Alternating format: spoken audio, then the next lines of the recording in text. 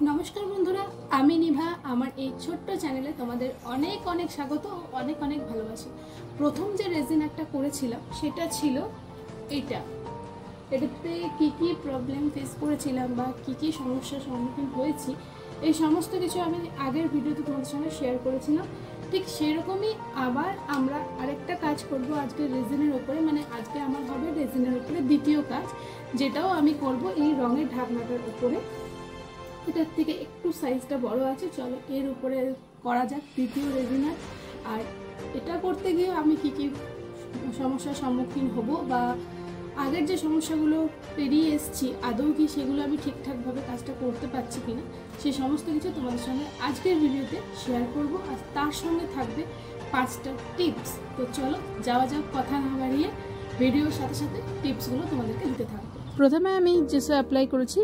তোমাদের কাছে জেসো না থাকে তোমরা হোয়াইট অ্যাক্রিলিক কালার ইউজ করতে পারো। আর যে কাজের যেসব সরঞ্জামগুলো লাগবে আমার সেগুলো আগেই আমি রেডি করে রেখে দিয়েছি।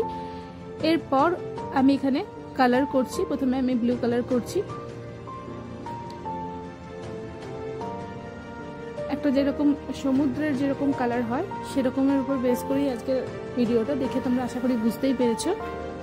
একটার পর একটা এরকম করে কালার দিচ্ছি। তারপরে আমি হোয়াইট কালারটা ব্লুর সাথে একটু মিক্স করছি।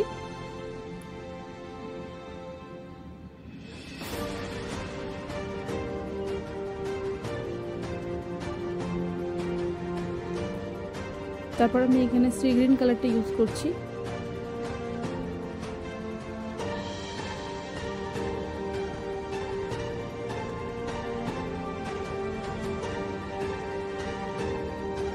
কালারটা এমনভাবে করবে যেন একটার সঙ্গে একটা ঠিকভাবে মিক্স হয়।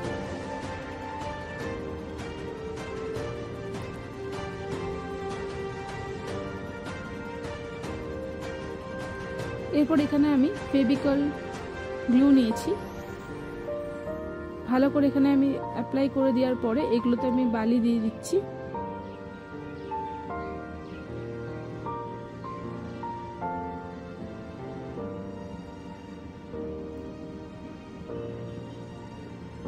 পাথরগুলোকেও আমি প্রথমে গ্লু দিয়ে ভালো করে চিটিয়ে নিচ্ছি।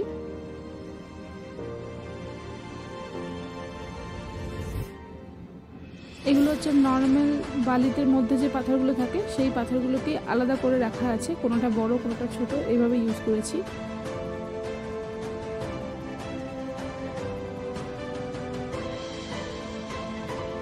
এরপর আমি নিয়ে নিচ্ছি রেজিন। প্রত্যেকটা রেজিনের মাপ আলাদা আলাদা হয়। আমি যে রেজিনটা কিনেছি এটা হচ্ছে 3:1 অনুপাতে মেশাতে হবে। মিশিয়ে নেওয়ার পরে আমি এটা 4টে ভাগে ভাগ করে নিয়েছি। নীলের ভাগটা একটু বেশি রেখেছি আর সাদার ভাগটা একটু কম রেখেছি। এর প্রত্যেকটাতে কালার মিক্সড করছি। প্রথমে গ্রিন কালারটা ইউজ করেছি, সামান্য পরিমাণে দিলেই হবে। এরপর ব্লু দিলাম। তার উপরে আমি এখানে একটু সিমারি পাউডার যেটা দিয়েছিল সেটাও একটু অ্যাড করলাম।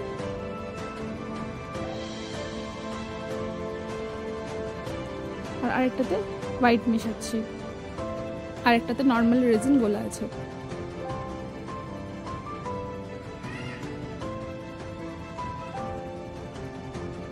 এবার এগুলোকে সাইডে রেখে চলো কাজটার দিকে এগোনো যাক। যেখানে যেরকম কালার দিয়েছি সেখানে সেরকমই রেজিন আমি দিচ্ছি। প্রথমে যেহেতু নীল কালারটা দিয়েছিলাম তাই নীলের উপরে আমি এখানে নীল রেজিন দিয়েছি। এবার নীলের সঙ্গে হালকা সাদা মিশিয়ে একটা স্কাই ব্লু কালার দিলাম। রঙের ক্ষেত্রেও আমি তাই করেছিলাম, হোয়াইট মিশিয়ে পরে আকাশি কালারটা নিয়ে এসেছিলাম, ঠিক সেই রকমই এটাও করলাম। তারপরে এখানে আমি সি গ্রিন কালারটা অ্যাড করলাম।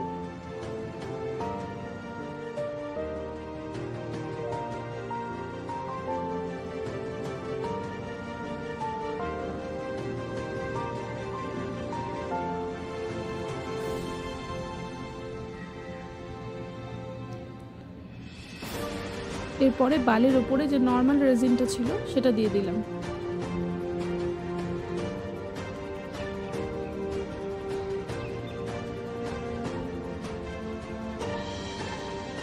এরপর হোয়াইট কালারের আমি যে হোয়াইট কালারের রেজিনটা বানিয়েছিলাম সেটা দিয়ে আমি ঢেউগুলো বানাচ্ছি।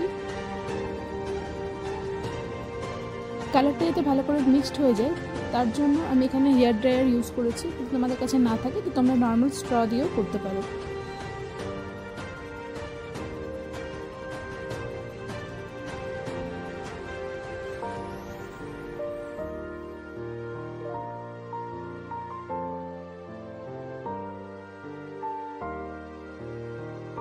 এবারে আমি এখানে সিসেলগুলো সুন্দর করে সাজিয়ে নিচ্ছি।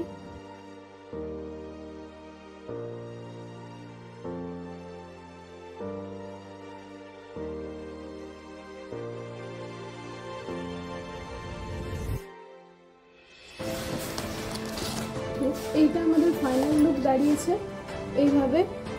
এখানে আমাদের আসলে রেজিনটা আমার কাল কম দেওয়া হয়েছিল। রেজিন দেওয়াটাও একটা বিশাল বড় জিনিস বলতে পারো রেজিন আটার জন্য। যদি কম বেশি হয়ে যায় তাহলে কিন্তু রেজিনটা এরকম দাঁড়াবে।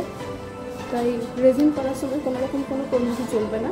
তোমাকে যতটা পরিমাণে রেজিন দরকার ততটাই দিতে হবে। আর কালকে যেহেতু যদি আমি এর উপরে কিছু মিক্সিং করতাম তাহলে হয়তো আর মিক্স হচ্ছিল না, যার জন্য এটা আমি একদিন পুরোপুরি শুকাতে দিয়েছি। এরপর এর উপরে আজকে আমি আবার কাজ করব। তো চলো, কালকে যে প্রসেসটা আমি করেছি আজকে সেই প্রসেসটাই আমি আবার রিপিট করব।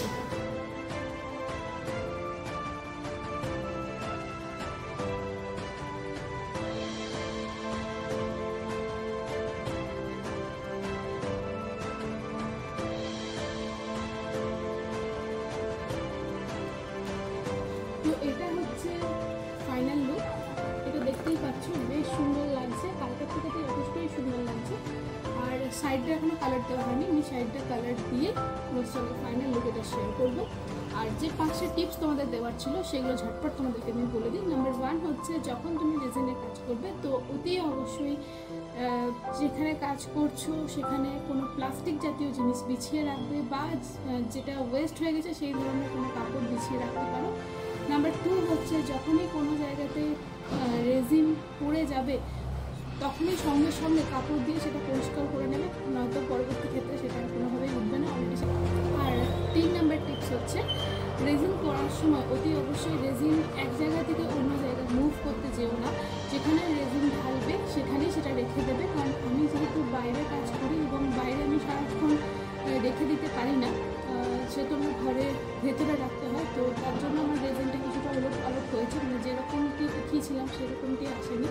কিছু রেজিন এদিকে ওদিক হয়ে গেছে, কারণ আমি যেহেতু এটা লিকুইড থাকে তো এই এক জায়গা থেকে অন্য জায়গায় মুভমেন্ট করতে গিয়ে সেটা নড়াচড়া হয়ে যায়, এবং যেহেতু রেজিন এমনিতেই তাড়াতাড়ি মিক্স হয়ে যাচ্ছে তো একটা যে সেটটা তুমি চাইবে সেই সেটটা তুমি পাবে না।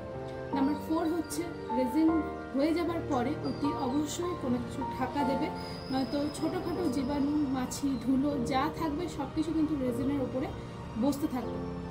আর 5 নাম্বার হচ্ছে কাজ করবে। রেজিন যখন কাজ করবে তখন মোস্ট একটা ইম্পর্টেন্ট টিপস দিচ্ছি তোমাদেরকে।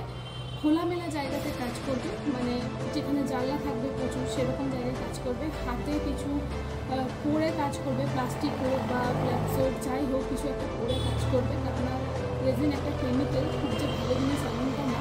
আর যদি ঘরের ভেতরে তোমরা কাজ করো বা সমস্ত জায়গা প্যাক করে যদি কাজ করো তো অতি অবশ্যই মুখে মাস্ক করবে। আর রেজিনে কাজ করার সময় চোখে মুখে হাত দেবে না। তো এটা এই হলো 5টা টিপস। তো চলো আর এবার ফাইনাল লুক দেখা যাক এটা কেমন এসেছে। এটা আমি কালার করে ঝটপট আসছি এগুলোর সঙ্গে শেয়ার করছি। আজকের ভিডিওটা কেমন লাগলো অতি অবশ্যই কমেন্টে জানিও, আর ভালো লাগলে লাইক শেয়ার সাবস্ক্রাইব করতে ভুলো না।